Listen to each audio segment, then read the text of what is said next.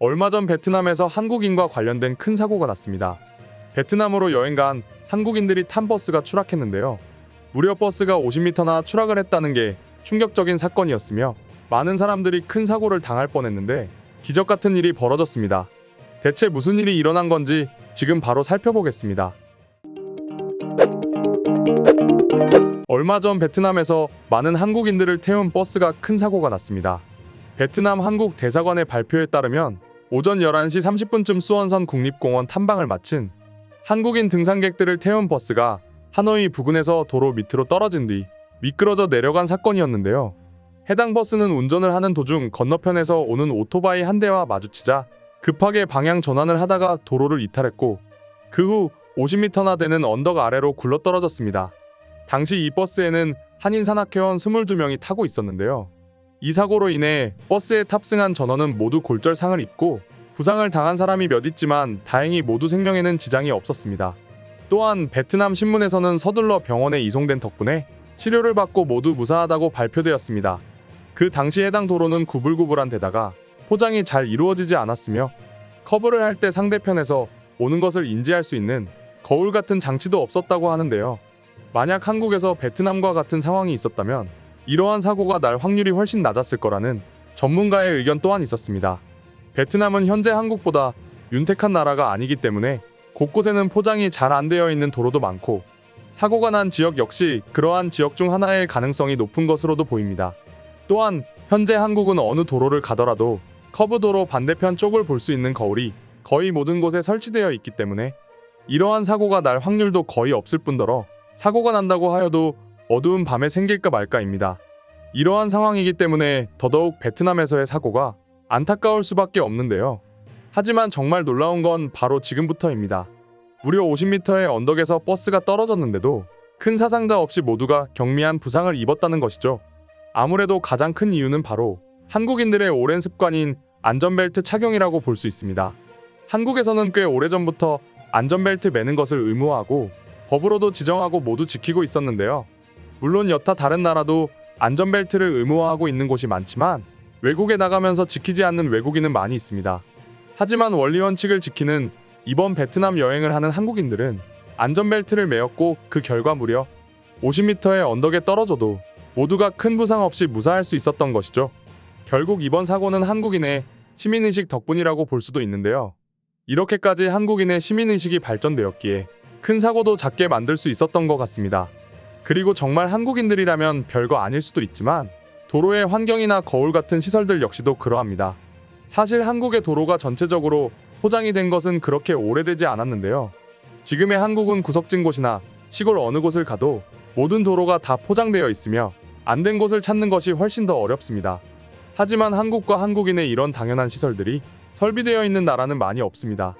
오히려 선진국이라는 곳조차도 이러한 시설들이 안 된 곳이 많이 있는데요.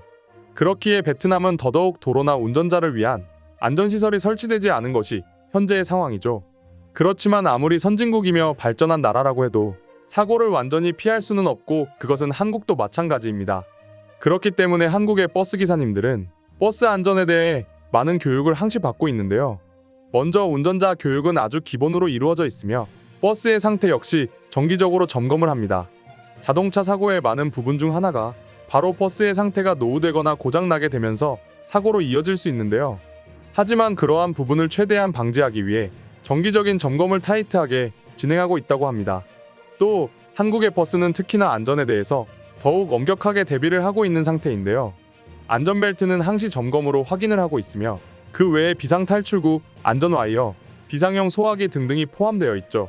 또한 정기적으로 비상 상황에 대응하기 위한 훈련도 받기 때문에 한국의 버스 기사님들은 만약에 상황에 대비가 되어 있으며 항상 준비되어 있는 것입니다.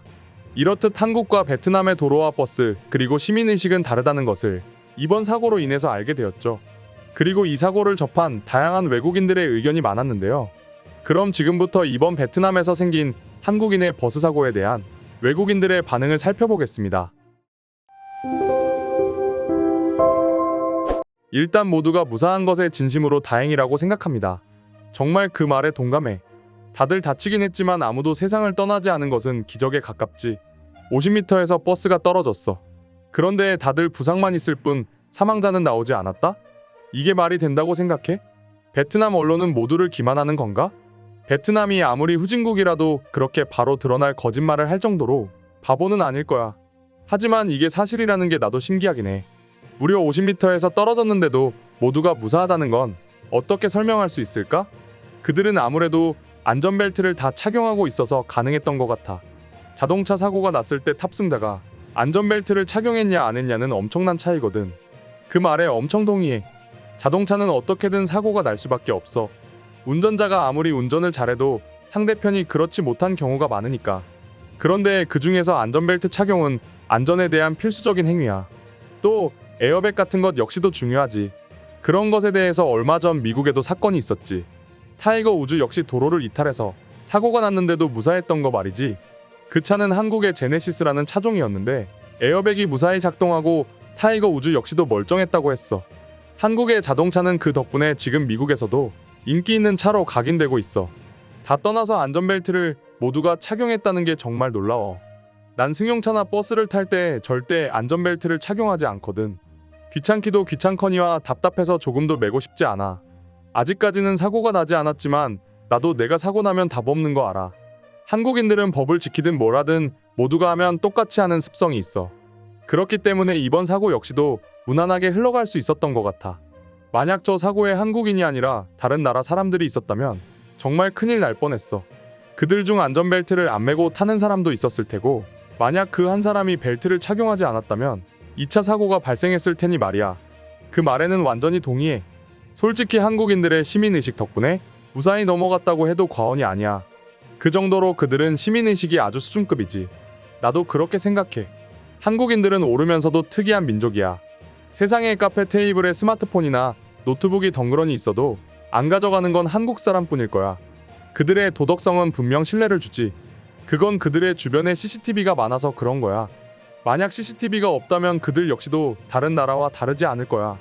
다른 나라는 CCTV가 없어서 범죄를 저지른다고 생각해? 다 똑같이 CCTV는 있어. 다만 한국인은 양심상 절대 그렇게 하지 않는 것뿐이야. 참 이상하면서도 독특한 민족이야. 한국의 교육 시스템 역시도 무시 못해.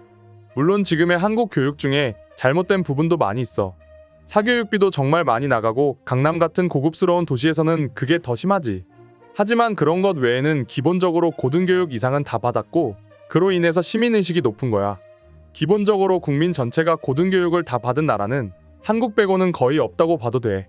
그만큼 한국은 교육에 진심이고 그로 인해서 발전된 나라야. 한국 사람들은 모두 다 친절한 것 같아. 그리고 그 친절함은 착한 마음에서 나오는 건데 모두가 다 기본적으로 착한 것 같아 보여. 드라마에서도 정이라는 문화를 많이 보여주잖아. 특히 난 한국 드라마의 러브라인이 정말 마음에 들어. 미국 드라마와는 다른 순수한 느낌이 좋거든. 베트남과 한국은 엄연히 다른 나라야. 그 둘 중 어느 나라가 더 좋다고 얘기하고 싶진 않지만 시민의식과 환경은 어쩔 수 없이 비교하게 돼. 난 두 나라 여행 중 한 곳을 가야 된다면 무조건 한국에 갈 거야. 적어도 베트남에서 벌어진 버스 추락 사고는 피하고 싶거든. 나도 그 말에는 상당히 공감해. 만약 저 사고의 같은 상황이라도 한국이라면 상황이 달랐을 거야. 이상으로 베트남에서 생긴 한국인의 버스 사고에 대한 외국인들의 반응 소개해 드렸습니다.